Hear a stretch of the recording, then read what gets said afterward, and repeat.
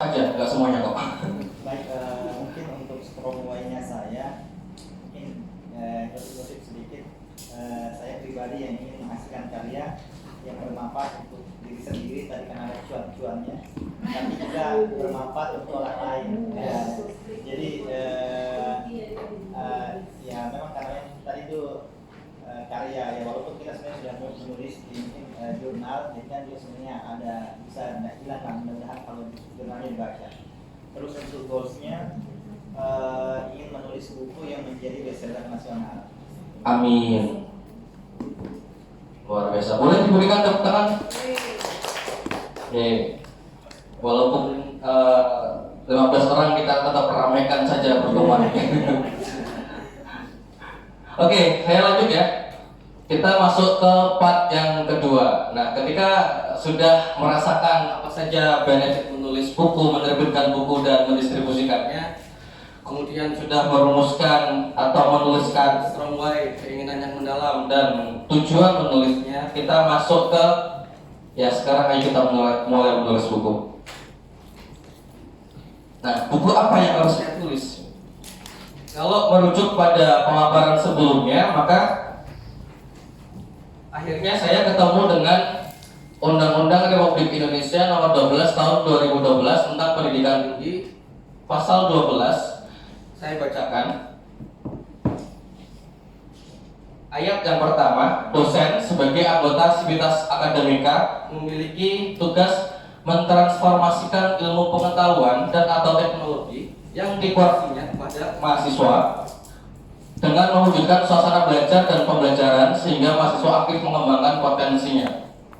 Nah, saya pertebal kata mentransformasikan itu karena ilmu itu ada di kepala Anda, tinggal kemudian bagaimana mentransformasikannya. Dalam konteks kali ini adalah mentransformasikannya ke dalam sebuah buku seperti itu. Kemudian ayat yang kedua, dosen sebagai ilmuwan memiliki tugas mengembangkan suatu cabang ilmu pengetahuan dan atau teknologi melalui penalaran dan penelitian ilmiah serta menyebarluaskannya. Sama seperti yang tadi saya sampaikan bahwa yang tujuan kita untuk menyebarluaskan ilmu kita ke sebanyak-banyaknya orang supaya esensi kebermanfaatannya terpenuhi seperti itu. Kemudian yang ketiga, dosen secara perseorangan atau berkelompok wajib menulis buku ajar atau buku teks. Buku teks itu sama dengan buku referensi ya kalau tidak salah ya, yang diterbitkan oleh perguruan tinggi dan atau publikasi ilmiah sebagai salah satu sumber belajar untuk pengembangan budaya akademik serta pembudayaan kegiatan baca tulis bagi sivitas akademika. Nah, jadi kata undang-undangnya menulis buku itu wajib bagi dosen. Menulis buku itu adalah keniscayaan gitu. Maka sebuah pertanyaan besar sebenarnya ketika seorang dosen belum pernah menulis buku sama sekali. Nggak benar ini, mohon maaf. Karena undang-undangnya bilang seperti itu. Menulis buku itu bagi seorang dosen wajib. Ketika itu wajib, maka itu adalah sebuah keniscayaan.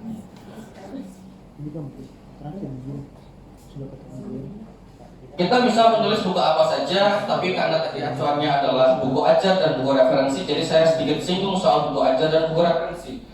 Yang pertama, buku ajar adalah buku pegangan untuk suatu mata kuliah yang ditulis dan disusun oleh pakar bidang terkait dan memenuhi kaidah buku teks, serta diterbitkan secara resmi dan disebarluaskan.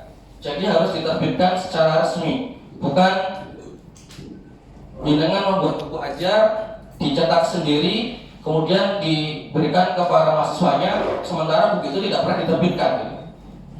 Karena beda, ada dua frase. Jadi ada buku yang diterbitkan dengan buku yang dicetak gitu.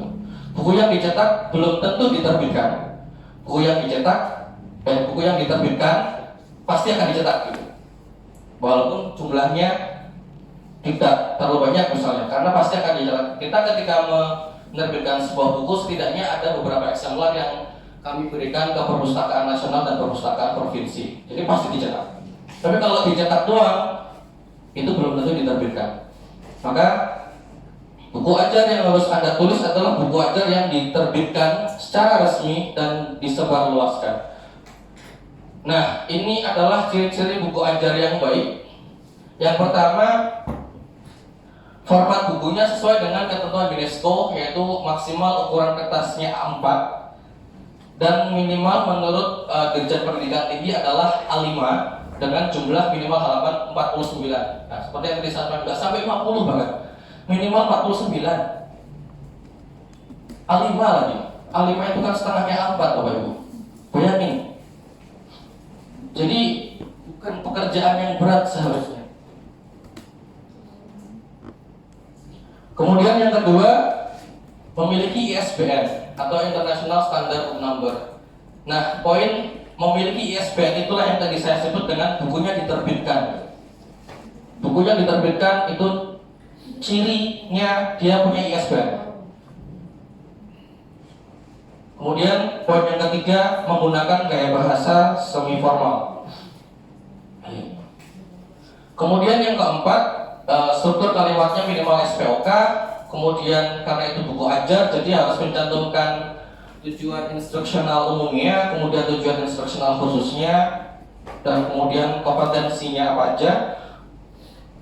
Kemudian disusun sesuai dengan rencana pembelajaran. Kemudian menyertakan pendapat atau mengutip hasil penelitian pakar.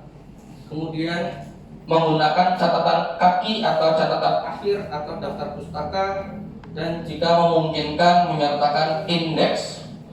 Kemudian yang berikutnya mengakomodasi hal-hal atau ide-ide baru. Dan yang terakhir, tidak menyimpang dari falsafah NKRI.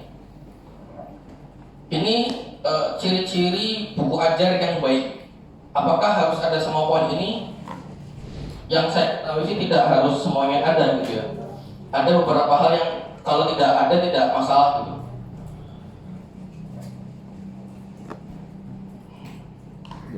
Nah, ini adalah penampakan anatomi dari buku ajar.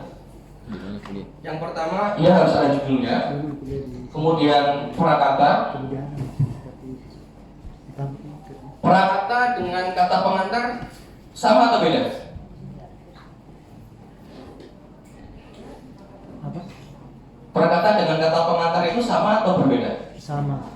Sama. Yang jawab sama? Yang lain berarti berbeda ya? Atau tidak tahu? Bingung. Prakata itu adalah kata-kata dari si penulisnya sendiri. Jadi berbeda dengan kata pengantar.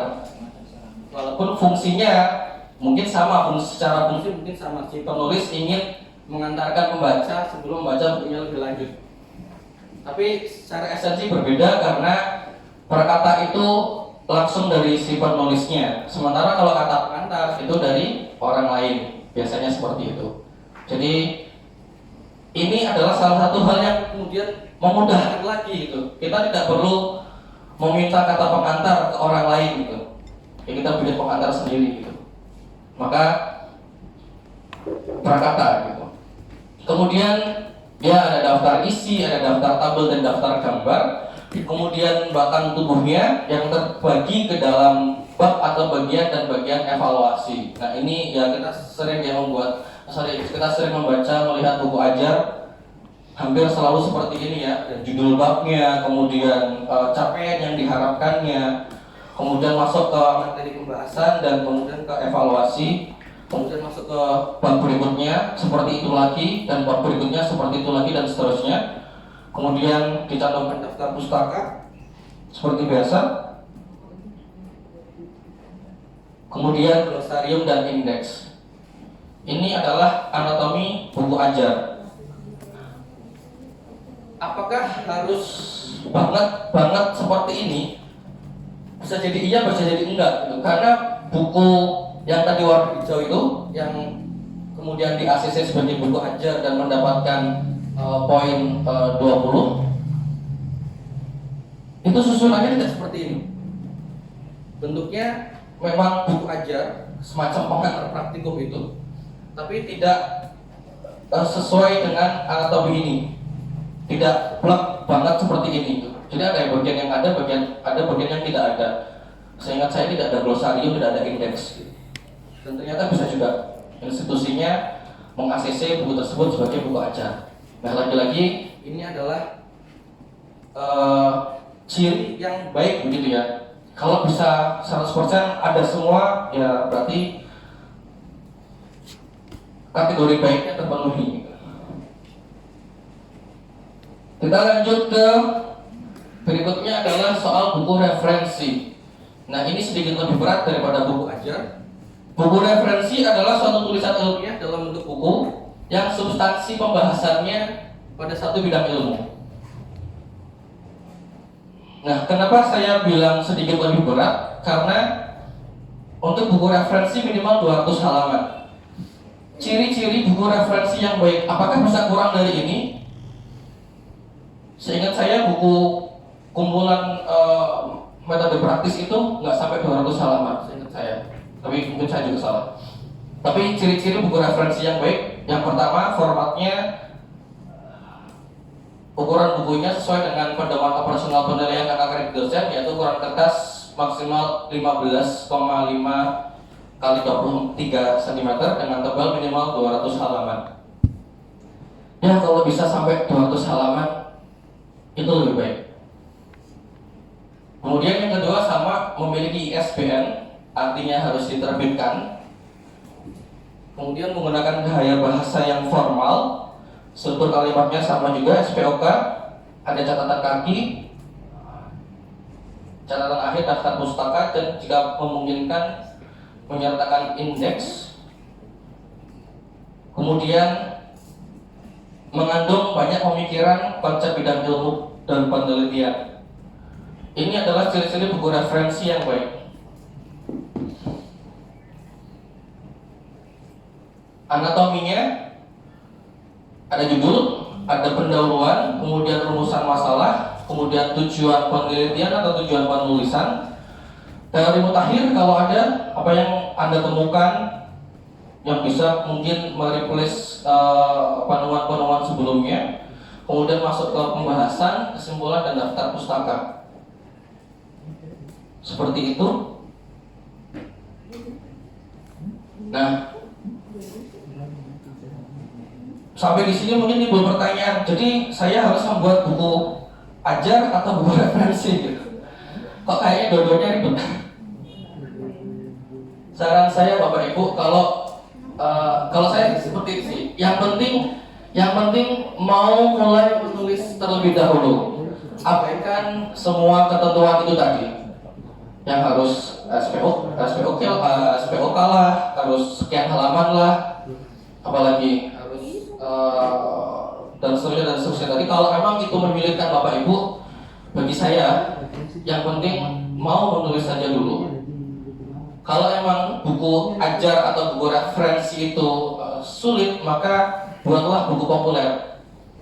Karena saya yakin ketika penulis kedua buku ini membuat dua buah buku ini, itu juga tidak ada kepikiran bahwa itu adalah buku ajar dan buku referensi gitu. Dia hanya ingin menyampaikan keilmuannya, dan itu bisa dibaca oleh anak didiknya, para mahasiswa-mahasiswanya, dan juga dibaca oleh kolega-koleganya gitu. Kalau kemudian diajukan sebagai buku ajar tadi di ACC dia dapat 20 poin, ya itu bagi dia saya rasa bonus saja gitu. Dan ya semoga yang buku biru juga di ACC sebagai buku referensi. Jadi tidak usah pusing harus buku ajar atau buku referensi. Kalau yang masih kesulitan, bikin aja dulu buku populer.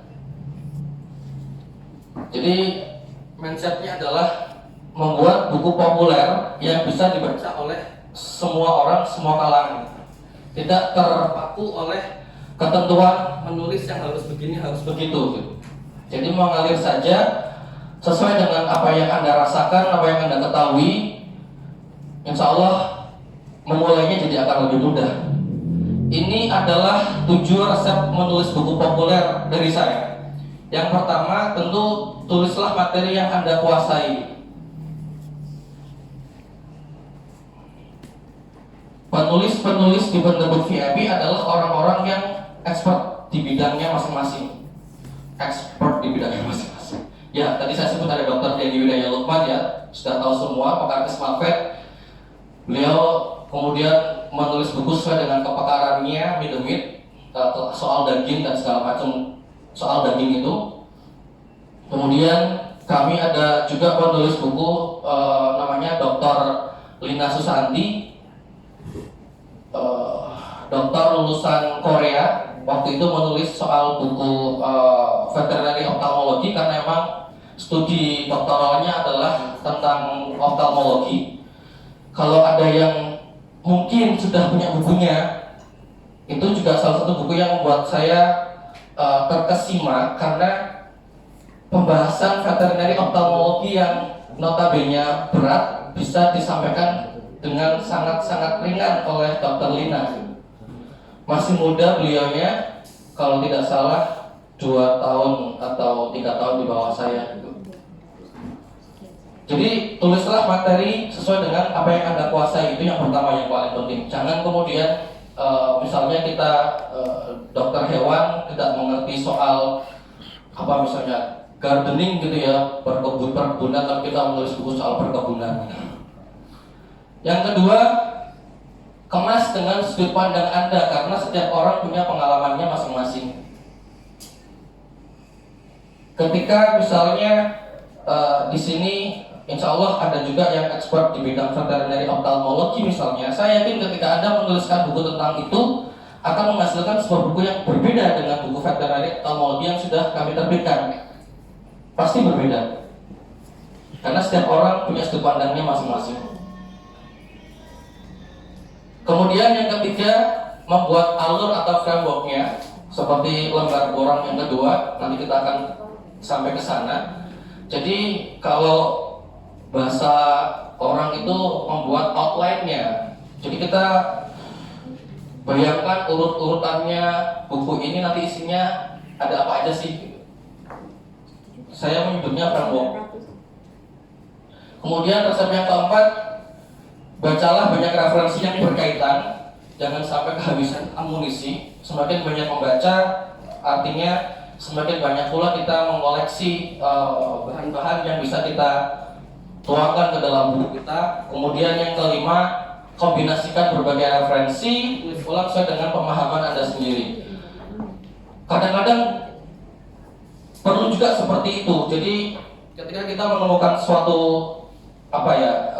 referensi atau keterangan, kemudian kita baca, kita bisa menuliskannya lagi dengan bahasa kita sendiri. Orang-orang menyebutnya parafrase.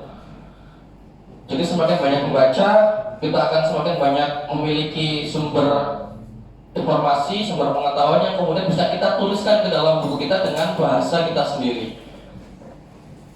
Kemudian yang keenam, ambillah kutipan, entah itu kutipan tokoh, peneliti atau penulis lainnya yang menguatkan pendapat Anda.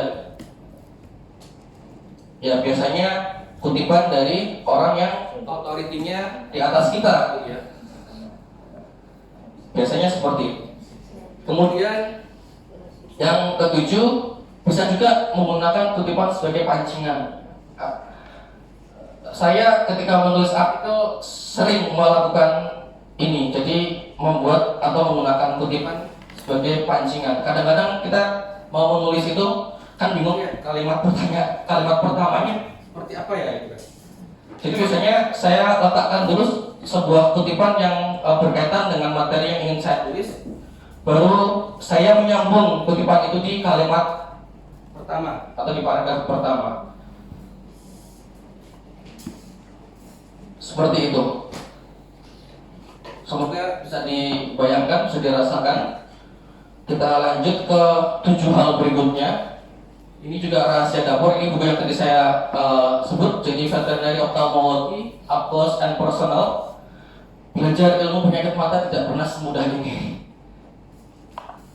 Kalau terbaca di bawahnya itu ada testimoni ya dari Prof. Sako.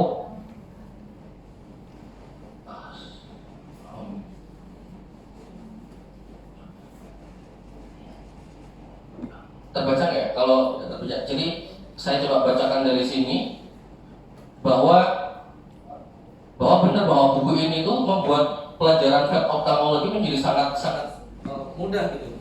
Kata Prof. Sako, isinya adalah penjelasan clue spesifik dan penanganan tentang beberapa penyakit mata yang pernah dialami oleh penulis. Setelah membaca semuanya, semua proses belajar terasa ringan, menyenangkan, dan asik. Ada yang pernah membaca buku ini? Biar bisa memvalidasi apa yang saya sampaikan gitu. Belum ya?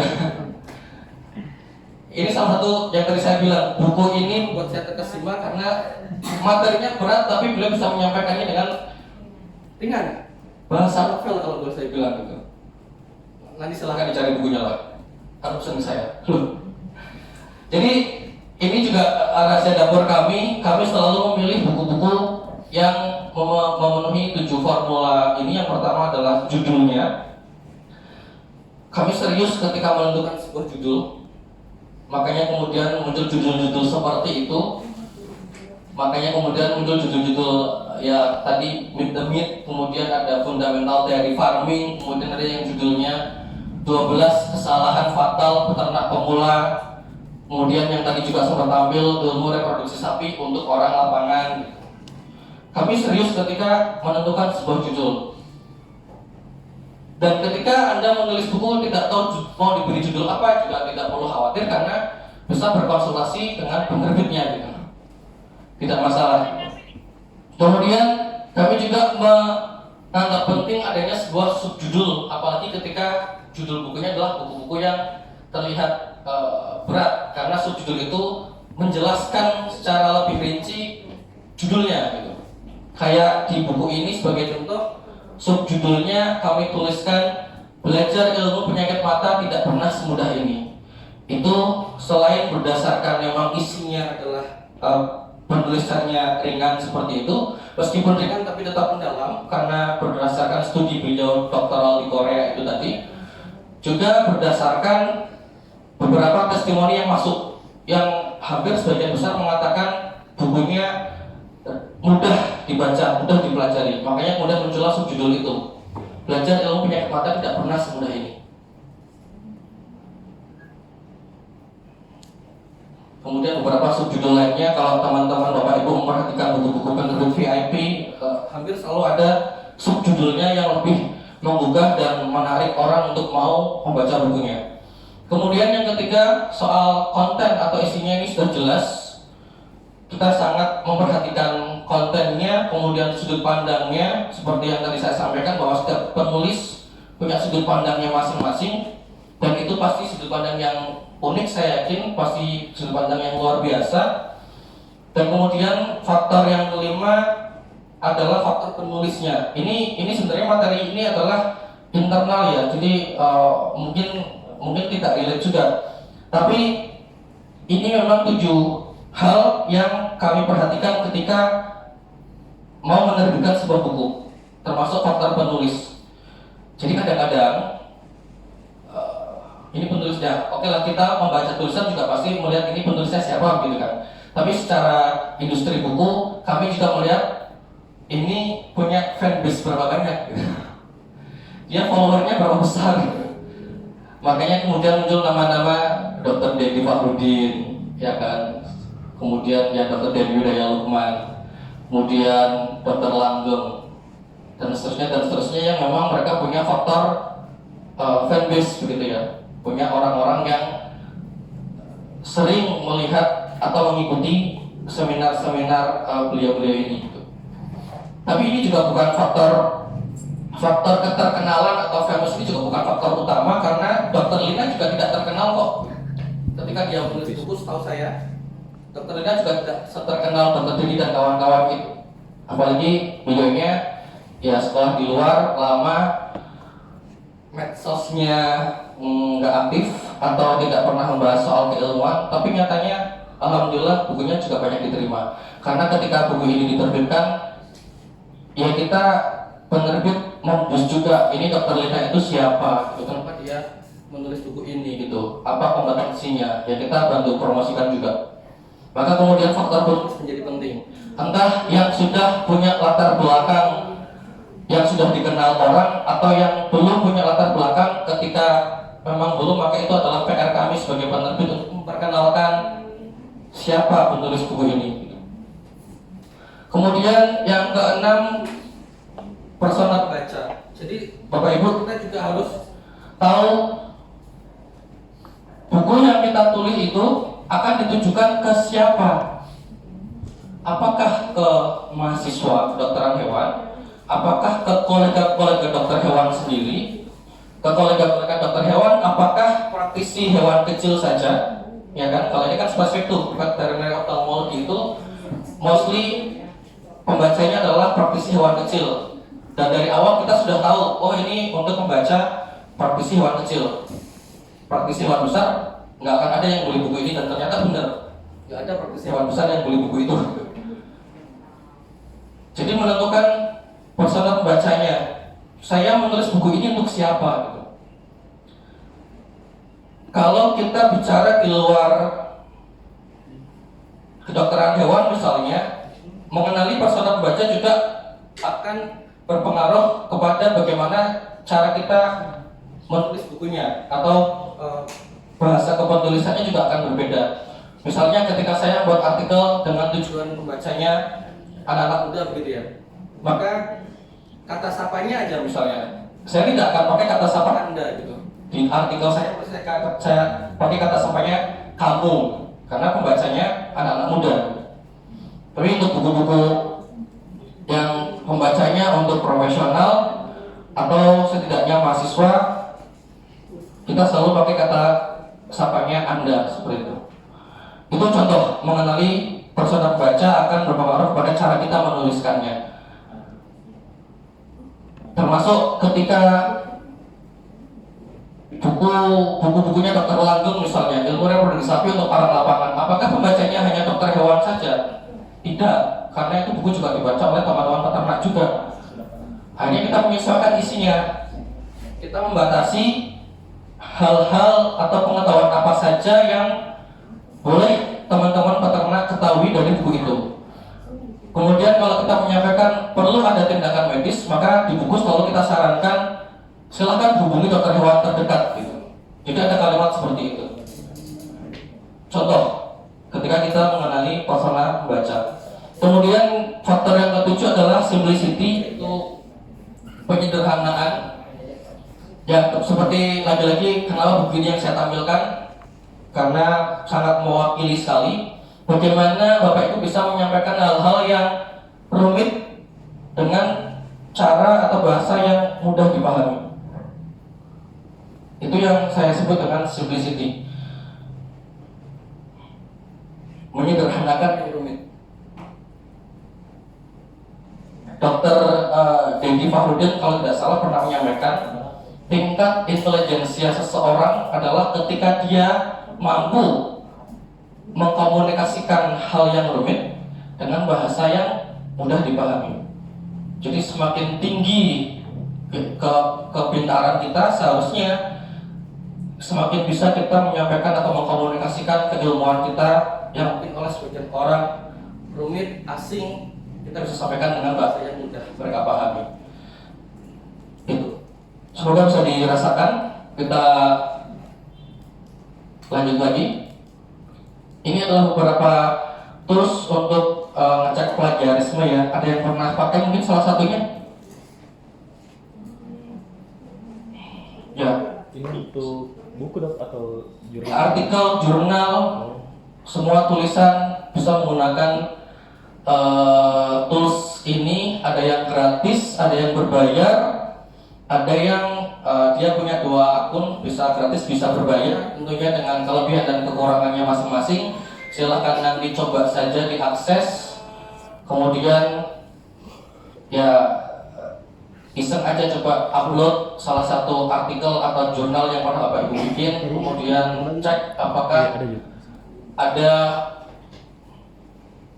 ada kesamaan dengan artikel yang sebelumnya yang sudah pernah orang upload di Google atau di internet. Insya Allah akan terbaca. Caranya kamu tinggal upload saja atau copy paste saja kalimatnya ke kolom yang ada di salah satu ini, nanti enter dan akan terbaca itu plagiat atau bukan. Ini juga bisa buat ngecek tugas mahasiswa ya. Sama ini mahasiswa plagiat atau enggak, bisa dicek pakai ini. Oke, saya lanjut.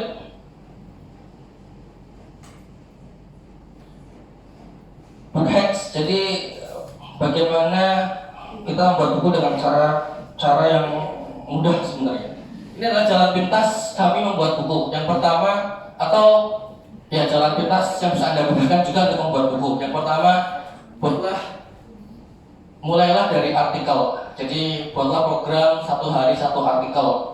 Anda postinglah di media sosial, Anda postinglah di blog spot Anda misalnya, di blog Anda.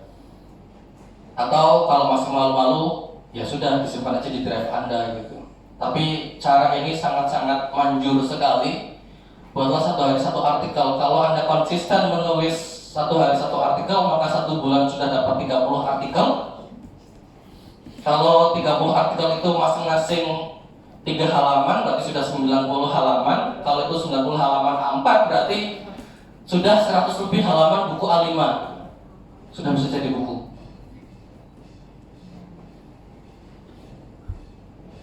Dr. Denny Udaya Lukman, tadi lagi saya cerita, Anda semua tahu beliau rajin menulis di media sosial.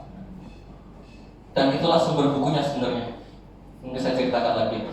Kemudian minimal buatlah 1 artikel 1 bulan, kirim ke Vetnesia.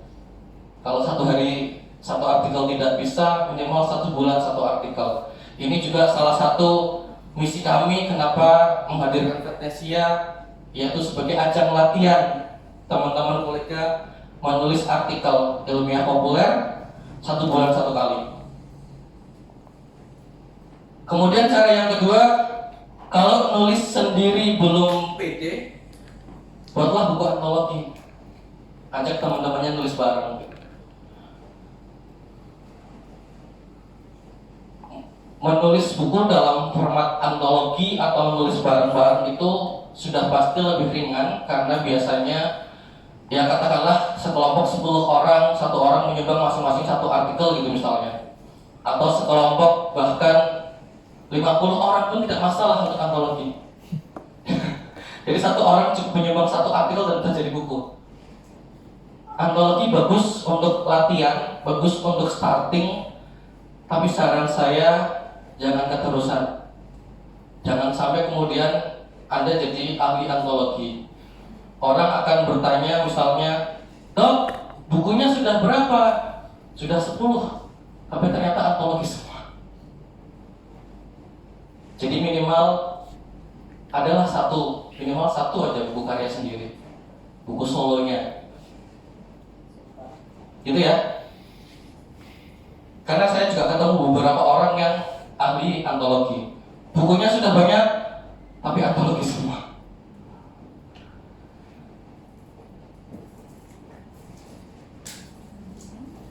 Oke, lanjut.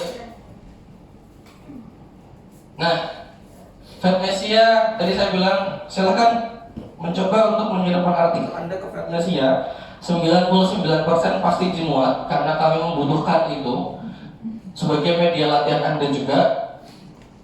Dan menariknya, setiap tulisan yang dimuat di majalah Vetnesia itu dihargai dengan poin SKPP 5 poin untuk penulis tunggal atau penulis pertama, dan 3 poin SKPP untuk penulis kedua, ketiga, dan seterusnya. Kalau ada yang senang nulis cerpen, bahkan ketika itu dimuat di Vetnesia dapat 5 poin SKPP juga. Jadi kita tidak memperhatikan itu tulisan ringan atau tulisan berat. Pokoknya dimuat, ya udah 5 poin SKPP. Termasuk liputan acara, liputan kegiatan. Biasanya di cabang-cabang mengadakan seminar, bahkan mengadakan webinar, dia tuliskan liputannya, kita muat, yang penulisnya dapat 5 SKPP. Acara ini monggo silahkan dituliskan, kita masih punya waktu. Vetnesia biasanya rilis tanggal 30 atau tanggal 31 setiap bulan. Insya Allah masih punya waktu. Kalau ada mau menuliskan liputan kegiatan kita pada hari ini juga bisa. Jadi memang supaya kolega-kolega kita di belahan bumi yang lain mengetahui ada apa aja sih kegiatan-kegiatan di cabang-cabang PDI yang lain atau di kampus-kampus FKH, ada apa aja kegiatannya, termasuk kegiatan mahasiswa juga kita fasilitasi. Mahasiswa punya kegiatan apa, kalau emang kegiatannya itu buat liputannya dan dikirim ke Vetnesia, kita bisa muat juga. Dan menariknya, ini juga saya yakin Bapak Ibu lebih tahu. Saya mendapatkan testimoni bahwa ada salah seorang kolega kita yang menyampaikan kepada saya, "Dok, ini dia senang banget karena tulisannya beberapa kali dimuat di Fatnesia, dan bagi dia yang seorang ASN itu bisa jadi poin juga buat beliau gitu. Jadi kredit juga sekitar 2 sampai 3 angka kreditnya ya, kalau tidak salah ya, untuk ASN. Jadi sudah ada 2 orang yang ngomong ke saya menyatakan kebersyukurannya bahwa ya sekarang untuk mendapatkan angka kredit itu mudah karena ya tinggal ngirim tulisan aja ke Fatnesia gitu. 2 sampai 3 angka kredit. Terus katanya lagi, jika dibandingkan dengan ngerogoh sapi, gangret, itu kreditnya cuma berapa katanya? Cuma 0,01 gitu. Jadi bayangkan untuk mendapatkan 3 angka kredit dia harus merogoh 300 ekor. Kan lebih enak nulis aja. Ya. Jadi PDHI memudahkan, alhamdulillah. Sejak 2009 kami membuka Fatnesia, mendirikan Fatnesia, kemudian kami mengadvokasi pimpinan supaya memberikan penghargaan kepada para penulis. Ya akhirnya keluarlah SKPDHI yang melegalkan itu. Ya pada akhirnya ada poin ini untuk teman-teman penulis dokter hewan. Ada yang rutin mengakses Fatnesia setiap bulan? Ada yang selalu ketinggalan informasinya? Kadang-kadang saja. Umum gratis, silakan di-download di fatnesia.com. Saya tidak tahu nanti Oktober Kongres ini akan dilanjutkan atau tidak. Semoga akan dilanjutkan, tapi yang jelas insya Allah saya harus mewariskan ini ke penerus saya. Saya tidak mau istilahnya apa ya, tidak mau 2 periode. Karena bagi saya organisasi yang dinamis itu adalah organisasi yang mampu memunculkan pemimpin baru. Jadi jangan sampai 2 periode. Semoga masih berlanjut karena sayang sekali kalau sampai hilang. Oke, saya lanjutkan lagi. Nah, ini adalah contoh buku-buku yang berasal dari kumpulan artikel yang tadi saya bilang. Ada Dr. DWL dari Udaya Lukman, ada Dr. Jafrizal di Palembang, dan ada Dr. Iwan Beri Brema. Saya yakin 3 nama ini jenengan sudah kenal semua. Beliau sering kali menuliskan pemikirannya di media, entah itu media koran lokal nasional atau Facebook bahkan ya. DWL saya tadi menyampaikan tulisan-tulisannya di Facebook yang kemudian kami kurasi, kami kumpulkan dengan persetujuan beliau, kemudian kami susun dan akhirnya menjadi buku. Jadi tidak sengaja ingin menulis buku gitu, tapi karena kami melihat beliau rutin menulis artikel di Facebook, mengedukasi masyarakat di lini masanya, dan hampir selalu mendapatkan respon yang baik. Ya kan, kalau ada yang memperhatikan, kalau DWL posting soal edukasi ke Smafet, entah itu daging, entah itu apa, pasti yang like banyak, yang share juga banyak. Akan sangat sayang sekali kalau tidak dibukukan. Akan tenggelam dia di lini masa doang, akan dilupakan sama orang. Akhirnya sejalan dengan misi Ketua IKA yang tadi di awal saya sebutkan juga, kita dorong untuk mari kita bukukan. Dokter gak usah repot-repot, tim saya yang repot. Jadi saya scrolling tulisan beliau dari tahun-tahun terlama, 5 tahun terakhir. Saya pilihkan yang semua bahas tentang daging. Kita ambil benang merahnya, kemudian kita kumpulkan draftnya, kemudian kita berikan lagi ke dokter Denny-nya. Ya ada koreksi, ada penyempurnaan, iya. Kemudian jadilah sebuah buku. Sesimpel itu, Bapak Ibu. Kalau sudah rutin menulis artikel ya, karena kita tidak pernah tahu. Buku saya juga yang tadi saya sebutkan, Mimpi Kepemimpinan itu juga tadi kan kumpulan artikel ya, kumpulan artikel gitu. Kemudian saya melihat ini kok eman kalau tidak dibukukan gitu. Artikel-artikel baik yang sudah dimuat di media massa yang dulu pernah saya tulis untuk mading-mading kampus gitu, bahkan di blog saya yang tidak pernah terpublikasikan gitu. Kok emang kalau tidak dibukukan? Makanya kemudian cepat prosesnya, karena tinggal ngumpulin, kemudian dipetakan sesuai dengan frameworknya, kemudian disempurnakan, perlu tambahan artikel atau tidak gitu kan. Kemudian kita kumpulkan testimoni orang-orang, kita terbitkan, sudah selesai, cepat prosesnya. Dr. Jafrizal juga sama, beliau rutin mengirimkan tulisan di media massa di Pekanbaru sana, media massa lokal, sama halnya dengan Dr. Berry. Jadi tinggal mengumpulkan saja kepingan-kepingan artikel yang pernah mereka tulis, kemudian dijadikan sebuah buku.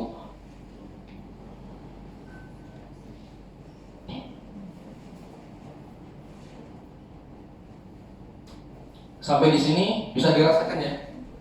Semoga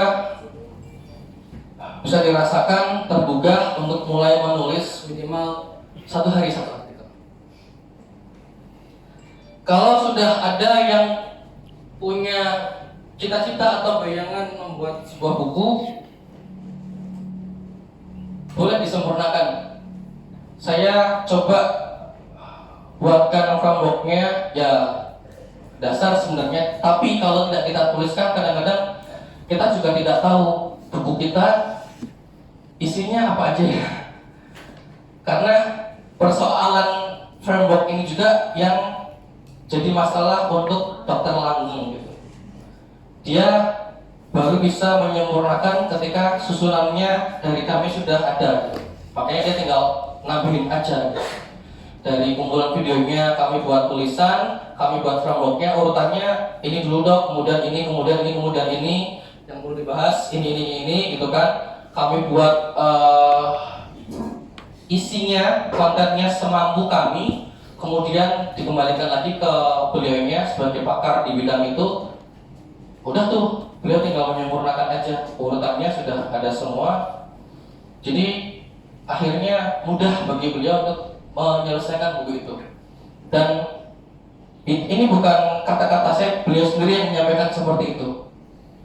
Akhirnya 2 buku dengan beliau, format bekerjanya seperti itu. Jadi silahkan coba menuliskan. Anda ingin menulis buku apa? Kalau tadi di big why dan goals-nya mungkin sudah spesifik menyebutkan buku tertentu yang pastinya sesuai dengan kepakaran Anda, insya Allah menulis atau mengisi borang ini menjadi sangat mudah gitu. Mau dicoba? Supaya setelah selesai dari sini setidaknya ada bayangan. Perkara kemudian Anda mau revisi atau mau Anda apa istilahnya pikirkan lagi untuk kapan-kapan lagi, tidak masalah. Jadi setidaknya ada sesuatu yang bisa kita lakukan. Karena saya yakin kalau tidak coba dimulai hari ini, selesai acara ini, sudah tidak akan ada waktu lagi. Ya kan, sudah mulai mau vaksinasi PMK segala macam, besok udah mau mengajar lagi. Jadi silakan dengan segala kerendahan hati saya, kita coba ya 15 menit dari sekarang, jenengan coba pikirkan. Silakan coret-coret borang sederhana itu, tidak usah pedulikan judulnya karena memang tidak ditanyakan judulnya apa, hanya tema utamanya apa, tema besarnya apa, kemudian di breakdown menjadi babnya apa aja kira-kira. Misalnya ketika kita bicara veterinary ophthalmology misalnya, ya kan, mungkin bab pertamanya akan bahas soal anatomi mata mungkin, ya kan, mungkin juga yang lain. Mungkin bab kedua bicara soal penyakit-penyakit mata yang sering ditemukan di klinik, mungkin seperti itu. Bab ketiga, keempat, dan kelima, dan seterusnya. Minimal ada 5 bab, dan setiap bab minimal seharusnya ada 5 topik bahasan, tapi karena kertasnya tidak cukup, jadi masing-masing bab cukup 3 topik bahasan. Silahkan dipikirkan, 15 menit dari sekarang.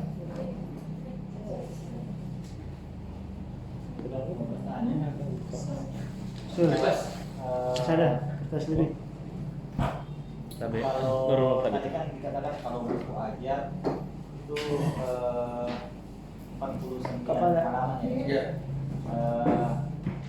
Itu buku ajar karena kan saya belum paham. Namanya buku ajar apakah bisa untuk satu mata kuliah itu bisa beberapa buku ajar atau memang hanya bisa satu saja?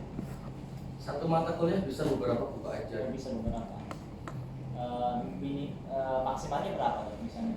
Kalau kita mau bagi misalnya kan misalnya ada 16 pertemuan itu kita mau buat jalan ini kira-kira berapa?